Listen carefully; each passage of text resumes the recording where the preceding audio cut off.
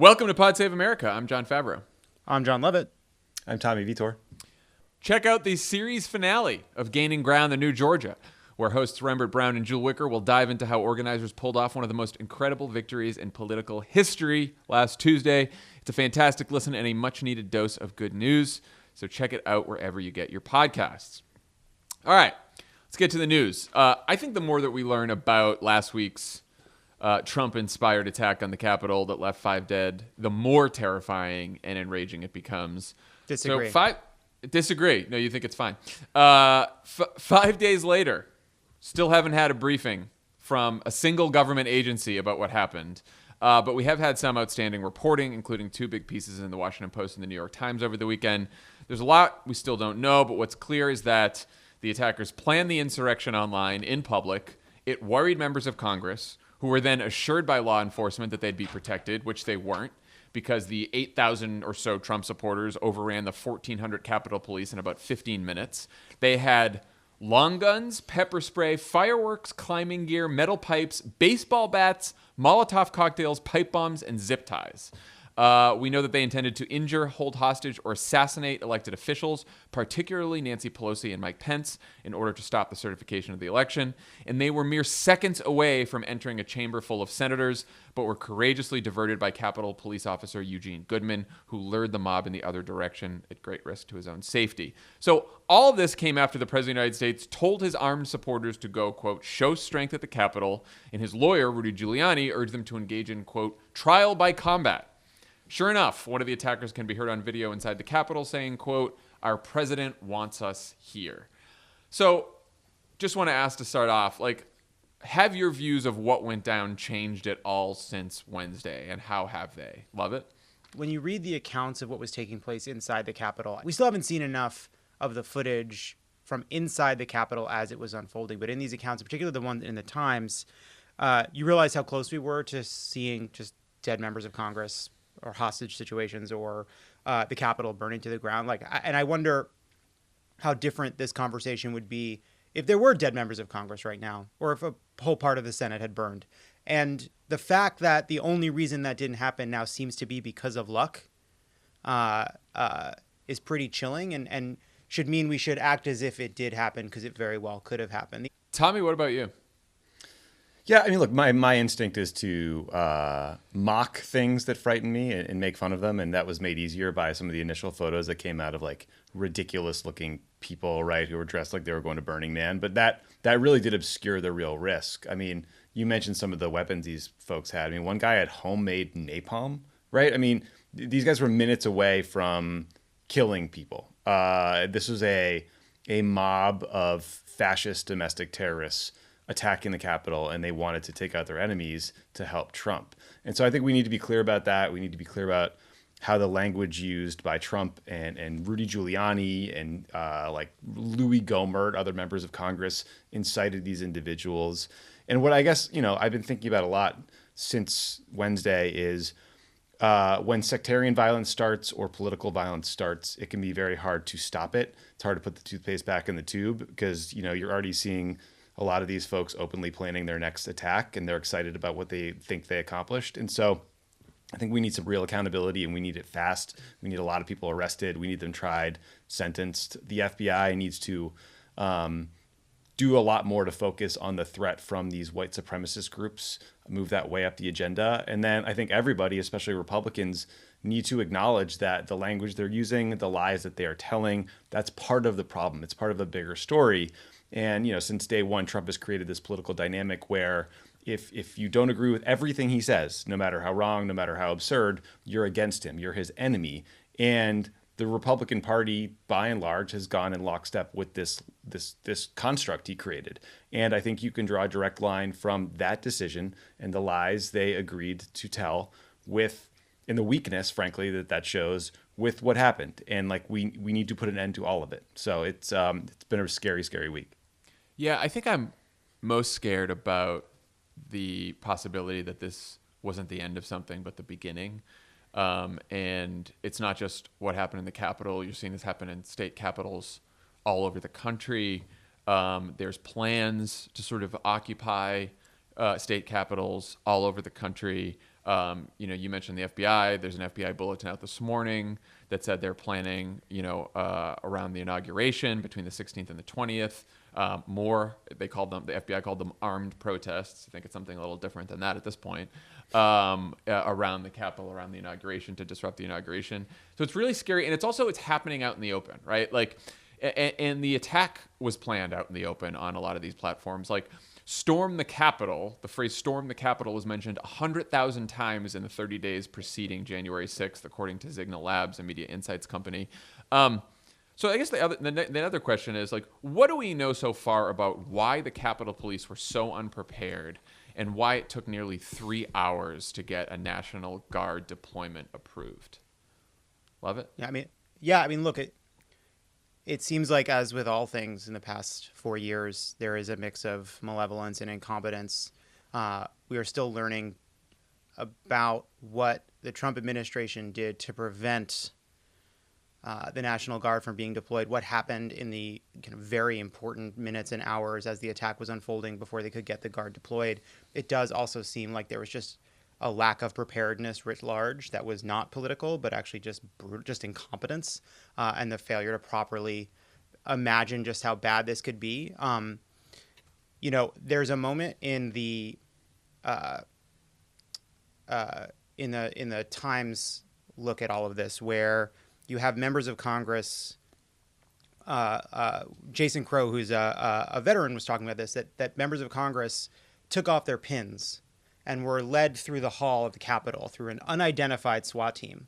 And as they're moving through the halls of the Congress, they're holding back rioters. They're finding paths to get to safety. And what you realize is, like, in that moment, the fact that they had to take off their pins was because they did not believe that they could be protected, and they were trying to find that they might have to pretend they weren't members of Congress, or they didn't want to be obvious members of Congress. And to me, like, that captured, like, the total lawlessness of the moment, that what happened once the siege was unfolding was entirely improvised, right? You have armed members of security details holding people back with guns on the House floor. You have improvised escape routes being planned in real time. You have desperate calls from Steny Hoyer, from Slotnick of Michigan, from other members of Congress, completely outside of what the process should be, just to try to get help from somewhere. So, like, there is a breakdown from top to bottom. It does seem like one important piece of this will be the inability of people inside the Trump administration to do things that would run counter to what Trump would want. And that, I think, is a big piece of this. But then you also have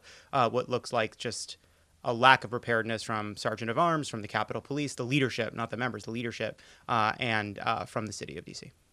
Yeah, some of this seems, I mean, one thing to understand is the duty to protect the Capitol and to protect members of Congress is sort of a patchwork of different agencies, right? And so you've got the Capitol Police, supposed to protect the whole Capitol building, and then you've got sort of the House Security Services, which is the House Sergeant of Arms, the Senate Security Services, which is the Senate Sergeant of Arms.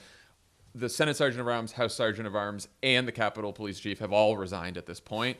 The Capitol Police Chief gave an interview to the Washington Post late last night, basically saying he asked the House and Senate Sergeant at Arms to beef up the forces, to beef up the protection in advance of this, and they refused.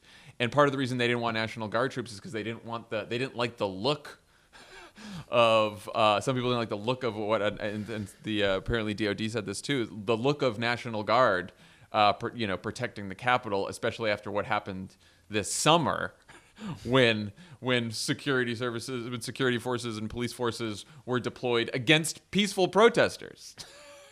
I mean, it's enraging. Yeah, I mean, I think that the look that they're talking about there was when they helped clear the way for Trump to walk to a church for a photo op. I mean, I agree that was not a great look, but, right. But we need hearings. We need hearings under oath before we know what really happened, because a lot of people are pointing fingers. But yeah. the one thing I'm a little bit sympathetic to is this, idea that they missed a lot of intelligence in plain sight, because people post crazy or scary stuff online every day. But in this case, there were specific, clear warnings about extremist groups and their planning, and those were just ignored, and they were flagged for them. So we need to figure out why those were ignored. Trump did a ton of crowd building for the event, and I think helped it explode in size right before it happened. And so the Capitol Police just had nowhere near enough manpower to deal with a crowd this big. And look, there were some Capitol Police officers you saw on video responding and fighting like incredibly bravely. But candidly, like Capitol Police they're not SWAT team members. They're not U.S. Secret Service like CAT teams that are heavily armed and are like the, former, college football players, right? They're more like security guards, right? So they were outgunned and outmanned. And so the National Guard wasn't pre-positioned, and then when it was requested, seemingly the Pentagon was slow to deploy them. So there's a lot going on here. The failures are multi-layered and just disastrous. Well, and like you said, like there needs to be, we get to get people under oath. There needs to be investigations because there's a lot of blame flying around, and it's hard to sort of sort through all the bureaucratic morass here. The one piece of reporting that needs to be borne out here is the idea that Donald Trump himself delayed the National Guard, resisted deploying the National Guard, and was actually enjoying the images from the White House at first. Put those sources on the record. Yes. Put those sources on the record. Because that was I'm in sick the of reading multiple sources tell CNN, the New York Times, the Washington Post. Who was it? Was it like Matthew Pottinger, right, the national security guy who just resigned? Who was saying this? Who saw this? Who witnessed this? Put them on the record. And there was also some reporting as it was unfolding that like the order to send them was happening outside of the chain of command, that it might have been through Pence, that it might have been through the Army directly. Yep. And like those are like, if the deployment saves lives, but is done it against what the president wishes because it's an emergency, like that raises a whole host of questions. The other piece of this too is like I've seen there's already this push of like, oh, what laws do we need to change? Like where do we need to beef up? And man, like we spend decades building a national security apparatus to protect buildings and institutions around DC, but they don't work if they're not employed. They don't work if the people in charge don't recognize the threat. And the idea that like, I hope that we spend the time investigating how much went wrong because procedures were inadequate, because policies were inadequate, and how much of it was just a lack of imagination, a lack of preparedness in the moment that doesn't require making DC even more of a police state than it's already become since 9/11. Someone tell me what authorities you don't think that these law enforcement has. Like, what specifically are people referencing when they say they need to pass new laws? Is it to deal with like the Proud Boys, the Oath Keepers? Is it about DC itself? It's like jumping to action like that seems very dangerous. And and like it's not as though we lack the power or to clear the Capitol, to protect the Capitol, because it showed up. It just showed up really fucking late. And again, we do protect the Capitol once a year, every year around the State of the Union, and it's guarded like a fortress. All right, so let's talk about holding those responsible for this attack accountable, starting with the President of the United States. On Sunday, Nancy Pelosi announced that the House will vote today on a resolution calling on Vice President Pence and the cabinet to invoke the 25th Amendment. I believe they tried to UC that, pass it by unanimous consent. Obviously, a Republican objected because they're Republicans, so now they'll vote on it.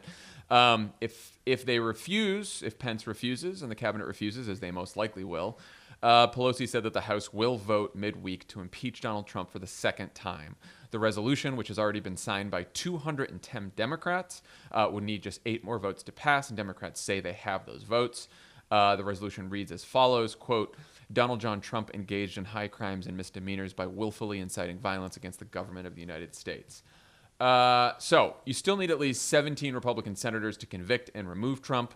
And Mitch McConnell has said that the earliest he'd begin a trial is January 19th, which is the day before Trump is scheduled to leave for office. He said that because in order to bring the Senate back, you need unanimous consent, which is all 100 senators, which of course you wouldn't get. So knowing all this, Tommy, is impeachment the right move here? I mean, I think it's the only move. The President of the United States incited an armed attack on the Capitol. If you don't impeach him, then when do you do it? And again, I can't get over the reporting from aides who say he was pleased with what he was watching. Right? I mean, he is dangerous, and these groups, these terrorists, these domestic terrorists, are planning more attacks on federal and local governments. Right? And I don't think we took seriously enough the kidnapping attempt on Gretchen Whitmer, the governor of Michigan. And we're not going to get another warning. I mean, that should have been our warning to prevent this fascist attack on the Capitol. And so I don't know how the politics are going to go. If the Republican Party was smart, they would see this as a gift to them. They can impeach him They can remove Trump, and they can prevent Trump from running again for federal office. It could be the greatest thing to ever happen to them. It's a get out of jail free card. Get rid of this guy for fucking ever. Just, I think they have to do it. And look, I understand all the downsides. I'm worried about the Biden agenda. I'm worried about Republicans never ever doing the right thing. But I just think, what other choice do you have here? Lovett, what do you think? Yeah, look, a lot has changed in the week since we last recorded. I think that the political implications are, I think, completely unclear. We don't have an election for 2 years, so does this make us safer as a country to send the impeachment to the Senate? I think the answer is yes. I think one of the great tricks Trump has pulled over the last 4 years is convincing mostly Republicans who have told it to not just us, but to themselves that Trump doesn't respond to incentives, that he's just a kind of, Trump will be Trump. But actually, time and time again, political incentives, pressure, consequences are the only things he cares about. He's a solipsist. He's a narcissist. He doesn't have any values. So the only thing that's ever mattered is pressure. And so the idea of these impeachment, an impeachment hanging over Trump over the next 10 days, to me, I think does have value and does, I think, at the very least, force Republicans to confront what they've participated in and doesn't allow them off the hook with easy statements. So, yeah, I mean, I don't know what other choice you have. I think the only people being honest about Donald Trump are the insurrectionists in the Capitol and Democrats who want to impeach. Those are the people being honest about Donald Trump. Those are the people taking him seriously. And I think we should be taking him seriously as those insurrectionists. The only people who aren't taking him seriously are the Hawleys and Cruzes and McCarthys and Stefaniks and Zeldins of the world who want to foment insurrection and not be held responsible for it, who want the benefits of Trump's fascistic movement without the cost. And I think we should not pretend that this is on the level. We should just do the honest thing. Yeah, I don't have I don't think there's any greater chance that Republicans convict him today than they would have a week ago. I don't think you'll find the 17 senators, but I don't think we have an option to impeach. I think that is what, like you said, Tommy, that is what impeachment is for. And I think we have to try, and I think we have to throw it in their laps, and they can decide that they wanted to protect Donald Trump after he incited attack on the Capitol. And if that's the decision that they want to make, then Republicans can make that decision. I also think, the politics, look, this is binary. Either you impeach him or you don't. If you don't impeach him, we have Lisa Murkowski, Pat Toomey, Ben Sass, Mitt Romney are all out there saying he should resign. You got Chris Christie, who was just fucking prepping the guy for the last presidential debate, saying he'd vote to impeach him. Mick Mulvaney, former chief of staff of his, saying he'd vote to impeach him. Adam Kitzinger, Republican in the House, saying he'd vote to impeach him. You can't have all these Republicans saying that they'd vote to impeach him or that he should resign, and then as a Democrat, you just fucking take a pass on it. It's not an option. It's not an option.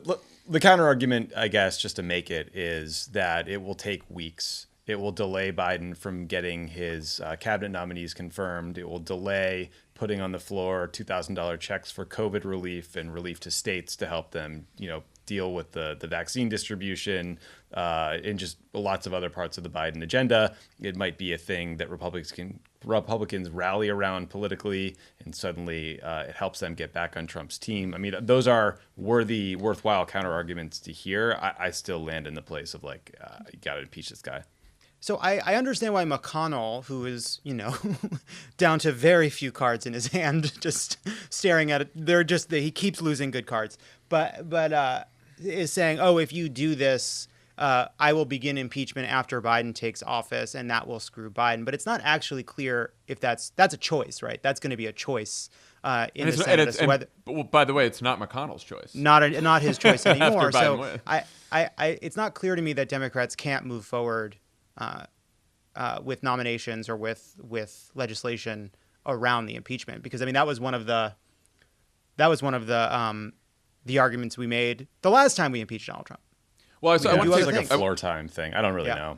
I want to take both of the arguments that Tommy raised separately, because I think they both have different responses. The first is what you were just saying, Lovett, and Jim Clyburn over the weekend said that Democrats might wait until after Biden's first 100 days to send the articles of impeachment over to the Senate, which would give Biden the time to tackle his agenda before a trial, which could take quite a long time. Steny Hoyer, the number 2 Democrat today, said he wants them sent immediately. So obviously there's always fantastic coordination among the top 3 Democrats in the House, just legendary message coordination with those 3. But anyway, like I was looking at what you could do for a schedule. Like this is one article of impeachment. You could bring the case extremely fast once you send the articles over. You could do it in a week, right? And so now let's say some of these appointments are really important to confirm. You could actually maybe take a week to like confirm Tony, Secretary of State, Secretary of Defense, a couple of the big ones, and then do the trial that could last a week. Like I think it's been over exaggerated how long and drawn out an impeachment would take. Like I think you could do it relatively quickly. On the second part, which is, it could rally the Republican base. This is sort of the argument that a lot of Republicans are making. A group of House Republicans who actually did the bare minimum right thing and voted to certify Biden's win wrote a letter to Biden urging him to persuade Pelosi to drop impeachment in the name of unity and healing. And also said so that Trump supporters don't become angrier and more violent. Like, I don't know what you guys think. Look what you made us do. Well, that... Look, of course, like, I don't think we can make any decisions based on what it's going to do to the Trump base. The Trump base is pretty fucking angry, and a good portion of them now are pretty fucking violent. And we saw that. And if you don't impeach them, they're going to be violent. And if you do impeach them, they're going to be violent. And if you don't impeach them, they're going to be angry. And if you do, they're going to be angry. And I don't think if this were foreign terrorists, if this was after 9/11, and they said, if you strike back at us, we'll hit America even harder, would that stop us from striking back? Yeah, I find that an imperfect comparison, but I still think it's an imperfect. But I'm saying, yeah. But the idea that someone's going to commit more violence, and so we're not going to hold them accountable because they're going to commit more violence.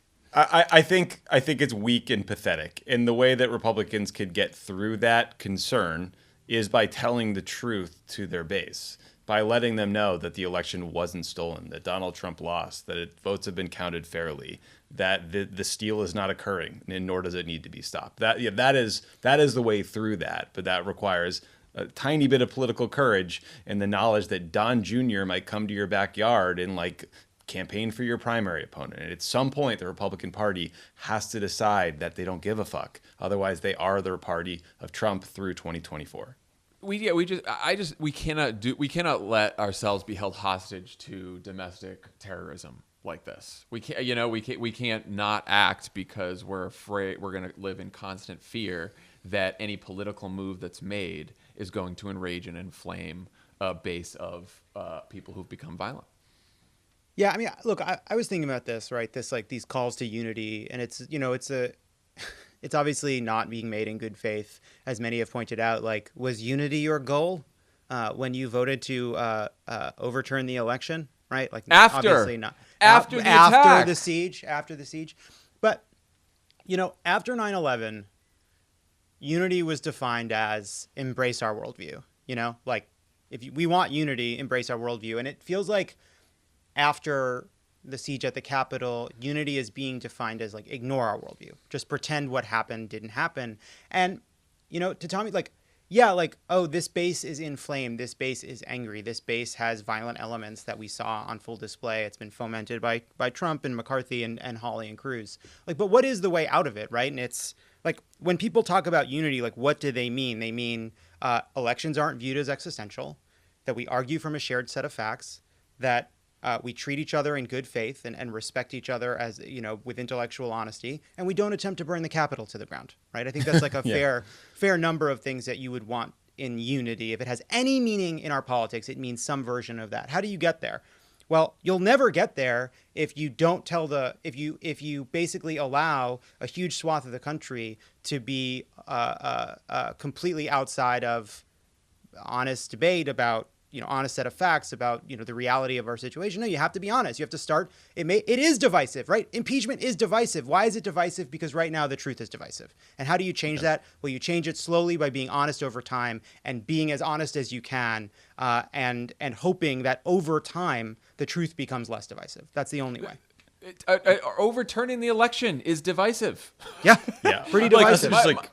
asking Joe Biden, and they're all, Joe Biden's their target because Joe Biden campaigned on unity and healing, right? So they all run to Joe Biden to say, "Oh, stop Nancy Pelosi from this impeachment," But like, why do they keep asking us to somehow work to forge unity? Like, what has a single Republican done to bring about unity since this attack or since this election? What have they done? Because they are the party of victimhood. They are the party of grievance. They always have to be under assault, whether it's from social media or Joe Biden or anything else. And so like that's kind of that's their safe space. That's where they end up. And so like I think you just got to fight through that and call it out for being nonsense. And hopefully the media will help here since they witnessed what happened. But also the idea that you could punt this conversation 100 days and say, "Hey, America, remember that horrific trauma we all experienced 3 months ago? Time to dredge it back up." Like that to me is the worst of all worlds. I don't know what that does for you. No, and that's why I also this isn't Tenet. You can't delay its release, and hope it finds an audience. And our like very short memories is also one of the best arguments for impeachment and impeachment with the additional vote that Donald Trump can never hold office again, because there's a lot of people and some Republicans too, like, he's done, just get him out of office. No, we'll never have to think about him again. No, that's what we're saying now. A year from now, when he's running around campaigning again to run another race in 2024, everyone's gonna be like, "Oh, well, what did he do that cap? Whatever." This is what happens all the time. Memories are fucking short. Imagine the bounce back profiles. Finding his stride in Iowa. Donald Trump today. At blah, an blah, blah. At an event endorsing Marjorie Greene for Minority Leader, Donald Trump, etc. That's what he needs to be banned from ever holding office again. Also, that is the way to do it. My message to all Republicans is Donald Trump said that the Iowa election results were rigged in 2016, right? He accused Ted Cruz of cheating. He did it again about the popular vote in 2016, and then he did it again in 2020. This train is coming for you guys, right? Like, if he doesn't win in 2024, it's going to be rigged again. This mob is coming after you, all your primary opponents, all you elected officials. Like, you deal with it now or you deal with it later. I do things to screw over future me all the time, but those aren't wise decisions. Like, deal with it now.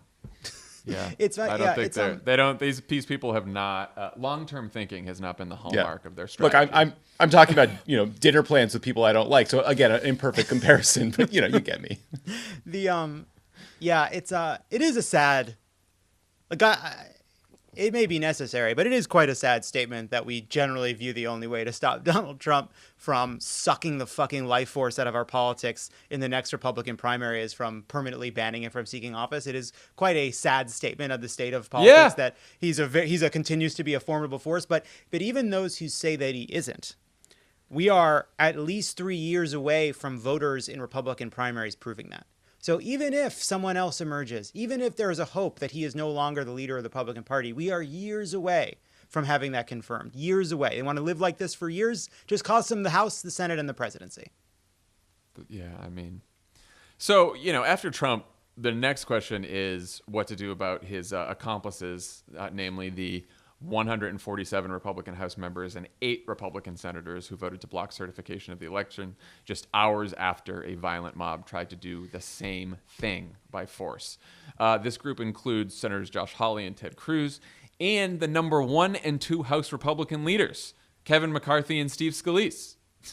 So Cruz and Hawley are already facing calls to resign or to be expelled, which would require a 2/3 vote of the House and the Senate, which is a steep climb to get that many Republican votes, much like impeachment and conviction in the Senate. What if like 100 senators just like, boot Ted Cruz? Yeah, we're in. Like, unity caucus. Yeah, that would be funny. just Ted Cruz and Josh Hawley. What are some of the other ways these assholes are being held accountable? I mean, look, these guys, like, in some ways, these guys drive me the most crazy, like the Cruzes and the Hollies, because they know Trump lost the election. They know they're lying, and they're just doing it because they want to run for president. And so I love that everyone's calling on them to be expelled. I'd love to see it happen. Like you, John, I'm skeptical. But I do think it helps that, like, big Republican political donors, mentors for each of them, are calling them out. They're doing them publicly. They're doing so publicly. Their editorial boards in their states are calling on them to resign. Trump has seemingly been immune to some of these political forces. I don't think that's true for Ted Cruz. I don't think that's true for Josh Hawley. Like, I think you should treat them like pariahs. Maybe long term, they will be able to suck up to the MAGA base enough and, win the 2024 nomination if Trump doesn't run again. Consider me a little skeptical, because at a minimum that support is going to be split between, the Pompeos, the Tom Cottons, the Don Juniors of the world. But we'll see. But I do think that, this is like a thing that can't be memory hold. I wouldn't be, co-sponsoring a bunch of bills with Josh Hawley and Ted Cruz going forward. I would treat them like pariah. Yeah, I mean, I think it's very important. I think what's been clarifying in the last week is, I think for a long time, the prestige of elective office has been used to wash off the stink of the anti-democratic, fascistic, intellectually dishonest, right-wing shit coming out of Republican leaders.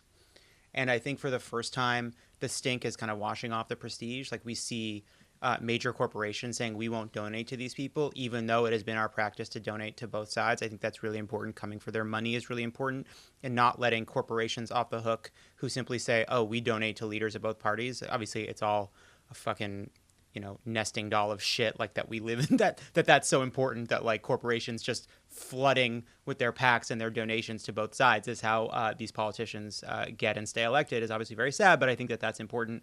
The other thing I saw, there is an effort among Democrats in the House to not work with Republicans who voted after the siege. And I think that's really important. I remember, when I worked for Hillary Clinton in the Senate, she was very proud that she had sponsored bills with virtually every Republican, but the one she wouldn't do it with was with Saxby Chambliss, because he ran one of the most despicable campaigns against Max Cleland that anyone had ever seen. And it was a point of moral pride to not work with somebody who'd be willing to do that. And I think making sure that what these people did has consequences in every way possible is, I think, really important, because I agree. I think expulsion is very, very difficult and not really possible. Well, it's difficult in any circumstance, and difficult in the Senate. In the House, it would basically get rid of most Republicans in the House. I mean, this is what's truly scary. There's a lot of attention rightly focused on Josh Hawley and Ted Cruz, and a few of the other senators are sort of like new member, wing nuts. Although, do you know Rick Scott was one of them? So there originally was 6 senators, because that was who objected to the Arizona one. But then there was the late night objection by Hawley to Pennsylvania, which also brought in Cynthia Lummis and Rick Scott, who's the head of the National Republican Senate Campaign Committee. Yeah, decided that he was going to vote objection to. Yeah, and they also just reelected Ronna Romney to head the RNC, even though she's been like the chief propagandist of the Stop the Steal lies. So yeah, they've learned no lessons. But in the House, like Kevin McCarthy, there's a very good chance that man could become the next Speaker of the House. And he objected after the attack. After the attack just drives me insane. Like, everyone who objected before the attack, awful, of course. But like, the idea that you could be the target of that attack, go through that, walk back into that chamber after everything that just happened, and basically finish the job that the mob wanted to do by force, tried to block the certification of the election, is unconscionable.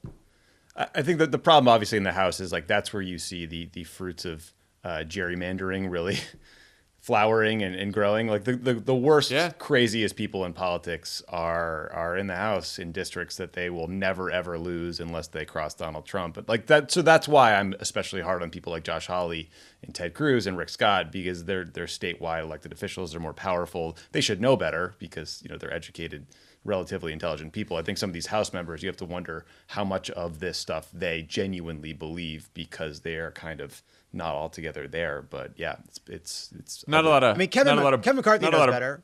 He does know better. Of course, he knows better. He's a coward. He knows better. But he is in a bright red district. He wins by 67%. With 66% of the vote, he's more worried about a primary, and he has shown himself to be a completely valueless weasel. He was, Paul Ryan without the policy chops. I would go down the list of all the House members, the Republican House members who voted in like R+5 districts or less, and start targeting them in 2022 for defeat. Like Mike Garcia, who just beat Christy Smith here in California 25th. Like, he voted to object. That guy's in a district that's almost Democratic. There's no way he can survive something like that. Or Elise at least there shouldn't. Stefanik, who Elise decided Stefanik is to another go. good one. Yes. She decided to go full MAGA during impeachment and just rake in a bunch of Republican Trump donor money. And now she has decided that that's her path going forward in perpetuity in Republican politics, and it's very sad. So one of the biggest consequences for Trump's actions on January 6th came Friday afternoon when the president's personal Twitter account was permanently suspended due to the risk of further incitement of violence. We got him, Trump. guys. We got him. Never again will we say, "Did you see that Trump tweet?" I have to say though, wild. It was it has even in the the not waking up to a dozen of them has been nice. It's been nice. Yeah. No, deplatforming works. He's also been banned or restricted from nearly every other social media platform, including Facebook, Snapchat, Twitch, Instagram, Pinterest. What was he doing? What was the thread on Pinterest? Shopify. Even Stripe has stopped processing his campaign donations. Over the weekend, Apple and Google announced they were removing Parler from their app stores, a right-wing, unmoderated alternative to Twitter, where much of the Capitol attack was planned out in the open. Amazon dealt Parler the final blow when the company kicked it off its web hosting service altogether. So people have been calling for Twitter to ban Trump for years. He's had much worse tweets than the two they finally banned him for. One was, my supporters' voices are important, blah, blah, blah, 74 million people. And then one was, I'm not coming to the inauguration on the 20th. Which, by the way, I haven't heard any Republicans say that he should go to the inaugural for unity's sake. I haven't heard anyone criticize him for that. Anyway, so why did Twitter finally make this decision, and what did you think of the reasoning, Tommy? So, I think they suspended him because they were worried about further incitement of violence. And Facebook made a similar argument about their suspension until the end of his term. And so, personally, I think if incitement to violence was your concern, then the time to suspend him was probably when he tweeted, "When the looting starts, the shooting starts." That seemed pretty clear at the time. But this whole discussion, I think, gets a lot easier for these companies when Trump is the former president for sort of First Amendment adjacent issues, but also because he's no longer going to be powerful.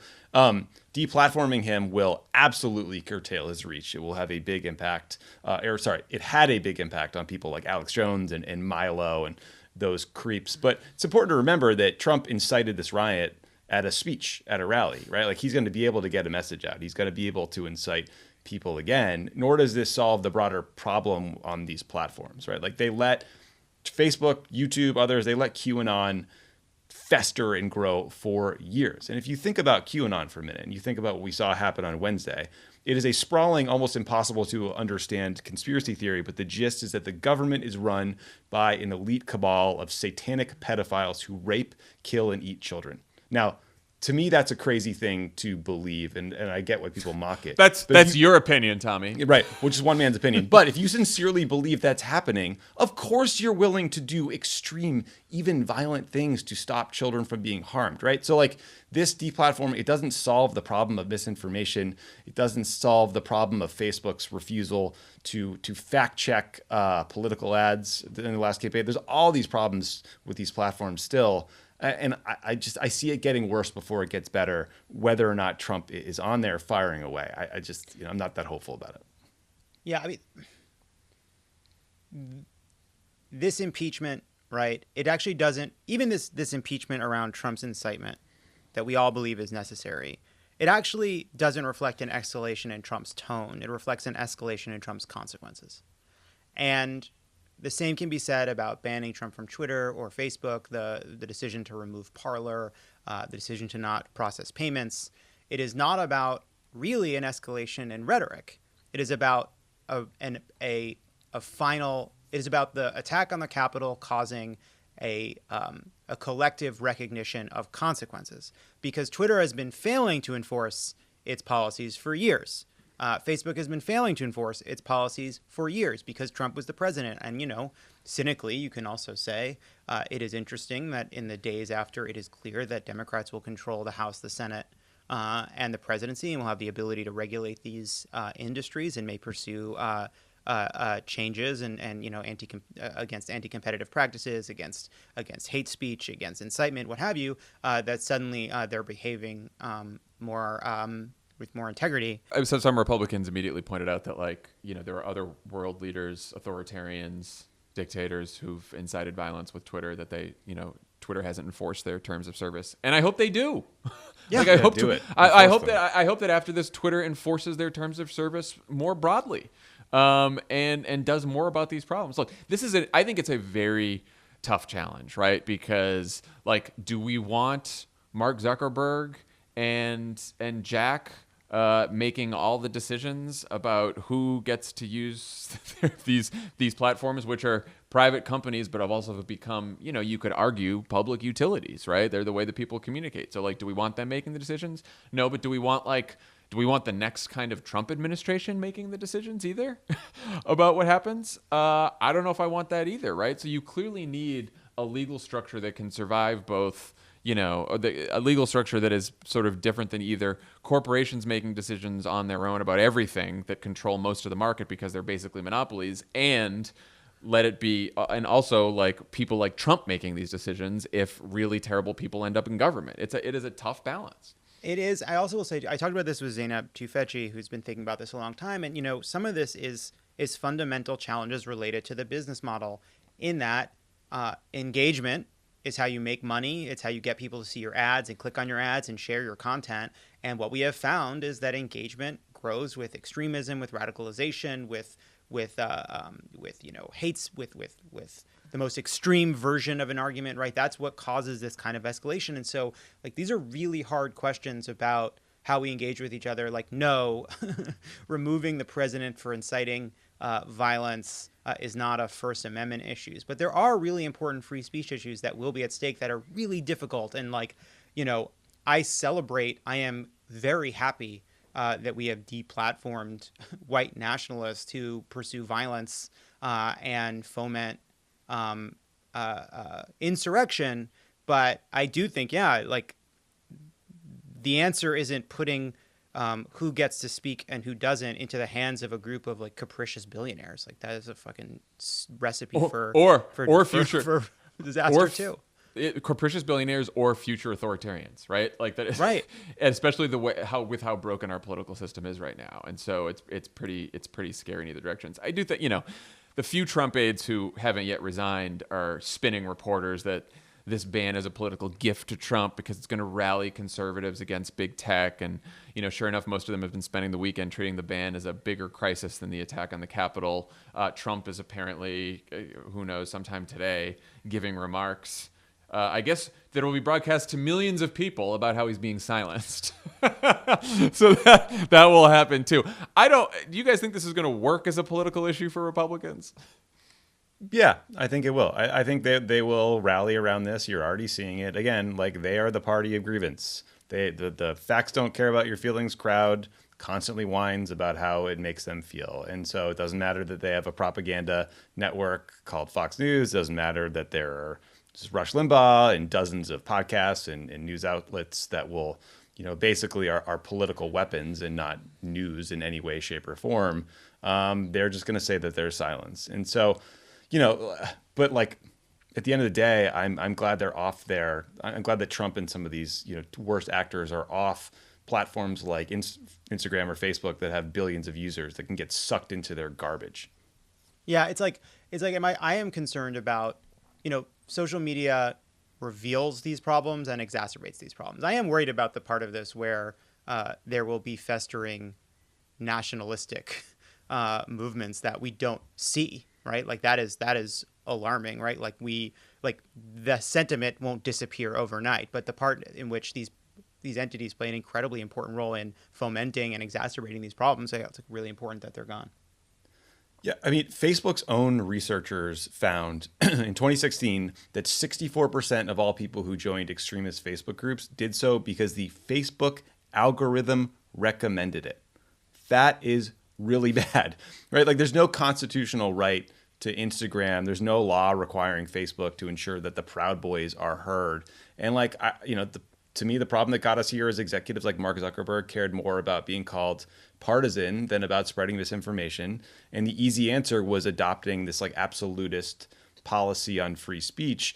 And in practice, what that meant was that Facebook didn't ban Holocaust denial until October of 2020. Like, it feels like you had a lot of time to figure that one out. And so, if I'm thinking about the future of Facebook's business, I would worry about the way that the algorithm, rewards engagement. And I would think about ways to create a platform that's actually fun, that is safe, where you want to be. And that probably means booting Nazis. It means clear rules of the road, enforcing them, more humans to help you moderate, like not diluting yourself into AI, being able to fix this for you. And I too am nervous about white nationalists being able to coordinate on like Parler and Gab. And a little while back, I created a little sock puppet account for myself on Parler just to shit post at like assholes over there. And it was a blast. I'm having a lot of fun doing it. But what is important to me is that there aren't billions of people on these platforms, and like your aunt or your nephew aren't going to get recommended some extremist group or sucked into this stuff. And then the law enforcement is going to have to be on some of these platforms dealing with violent elements or threats. But that was sort of always the case. Yeah, I think that a lot of these big companies like Facebook want you to believe that there's this neutrality, right? And it's just this public square where they're just connecting people and people can do what they want. But the algorithms give lie to that, right? And that's especially true with Facebook and YouTube more than a lot of these other platforms, is that they actually send people to these bad places. I do think one more point about Trump too. Like, it is interesting. Like, Trump could have. We didn't hear from Trump all weekend, right? Because and everyone's like, well, he's banned from Twitter. But Trump could have gone to the briefing room at any moment this weekend. He could have sat for any interview. He could have, Kayleigh McEnany could have live streamed him on her Twitter account. There's a million ways Trump could have communicated. He's the president. He could have been giving a farewell fucking address in the Oval Office prime time. But it also shows how lazy he's become with the way he communicates, right? First he stopped doing interviews with real news outlets. Then he was even afraid of doing interviews with places like Fox, because Chris Wallace, slapped him around a bunch. And he does those video recordings sometimes where he sounds all stiff and he doesn't sound like himself. The only place where he's really him is Twitter, which is why he is step back from communication since being banned, which is why I think it is going to have an impact, not just in the near term to hopefully prevent more violence, but I do think in the long term politically for him, if they don't get conviction and they don't get him banned from public office, I think him unable to use Twitter in the lead up to 2024 could be almost as damaging to his future prospects, which would be fantastic. And look, on more of an individual level, it also means he can't target specific people on Twitter and attack them and lead these little Twitter mobs to go after them. I mean, it's gotten really dicey for a lot of journalists who have seemingly crossed him, or in his mind crossed him, especially women, especially people of color. So I totally understand why people have been advocating for this decision. It's just it hasn't been simple. It's also, I think you're right. It matters more when he's not the president, because as president, he's had the ability to say whatever he wants across various platforms. And it also matters that it's all of them doing it at once, because if he left Twitter, he'd be able to spread filth on Facebook. If he left Facebook, he'd do it on Instagram. No more MAGA macrame on Pinterest. That's good. The Pinterest thing is so funny. Pinterest hardest hit. All right. When we come back, he's on Etsy. He's lurking on Etsy. We'll talk to you guys later this week. Catch me on Parler. See you guys there. It's a terrible app, by the way. Buy Tommy's book on Parler. Most of Parler is people complaining about not being on cooler social media platforms, and then like Dan Bongino brand building and trying to sell you gold coins that say Trump on them or something. It's very bad. If you own the libs in the woods, but no one hears the own, did it make a sound? Is this part going out? Yeah, it is. I thought we were done 5 minutes ago. Leave it in.